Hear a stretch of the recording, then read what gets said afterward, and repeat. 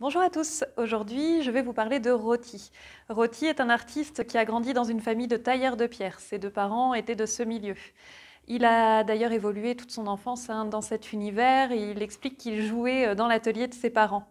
À l'adolescence, vers 14 ans, il va découvrir le graffiti et il va commencer à poser de manière totalement illégale ses graffitis sur les murs de sa ville et aux alentours aussi. À 17 ans, il va suivre le chemin de ses parents et se former en tant que tailleur de pierre.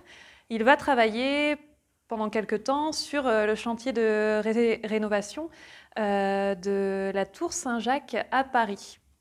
Pendant le temps où il va entrer en apprentissage sur ce chantier, il ne va que faire de la taille de pierre. Il va laisser quelque peu de côté le graffiti pour le retrouver par la suite. Ensuite, il va travailler sur différents chantiers et en parallèle poursuivre le graffiti et petit à petit développer un style particulier qui va ressembler plus à de la fresque, vraiment des grandes réalisations picturales, murales, que de petits graffitis faits illégalement, comme dans son adolescence. Son univers va être assez onirique, autour du rêve et de l'imaginaire, et il va intégrer en fait des inspirations de tout ce qu'il a vu et réalisé dans son travail de restaurateur, de tailleur de pierre.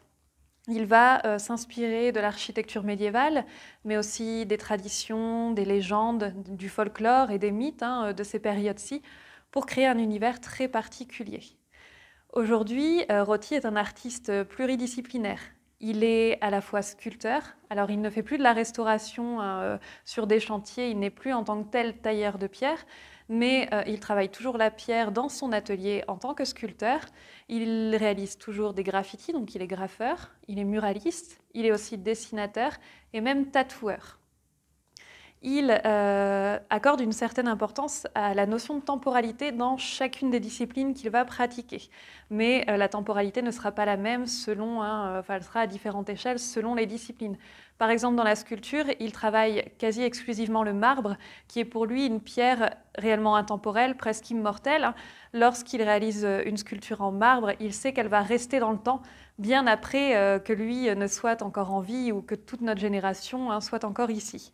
L'échelle de temporalité est bien différente sur le graphe ou sur la fresque, parce que là, pour le coup, ça a un côté éphémère. On ne sait pas combien de temps l'œuvre va rester. Elle peut rester des années, comme simplement quelques jours dans la rue. Et puis, pour ce qui est du tatouage, alors là, c'est à l'échelle de la personne qui le porte, pour le coup. Dans l'exposition, nous avons une œuvre de Roti, un dessin, qui est juste ici, qui représente une main en train de sortir d'une sorte de gouffre, de trou. Et au milieu de cette main, on voit un œil apparaître. Alors, l'œil symbolise énormément de choses en dessin. Ça peut être un œil bienfaiteur, de protection, ou alors un œil malveillant, ou peut-être même une inspiration de l'œil de la providence, celui qui regarde l'humanité. En tout cas, si vous voulez en savoir un peu plus sur l'artiste Roti et voir ses créations, autant en sculpture qu'en graphe ou bien même en tant que tatoueur, vous pouvez aller le suivre sur ses réseaux sociaux, notamment sur Instagram où il est très actif. En attendant, cette présentation est terminée et j'espère qu'elle vous aura plu et je vous dis à vendredi prochain pour une nouvelle présentation.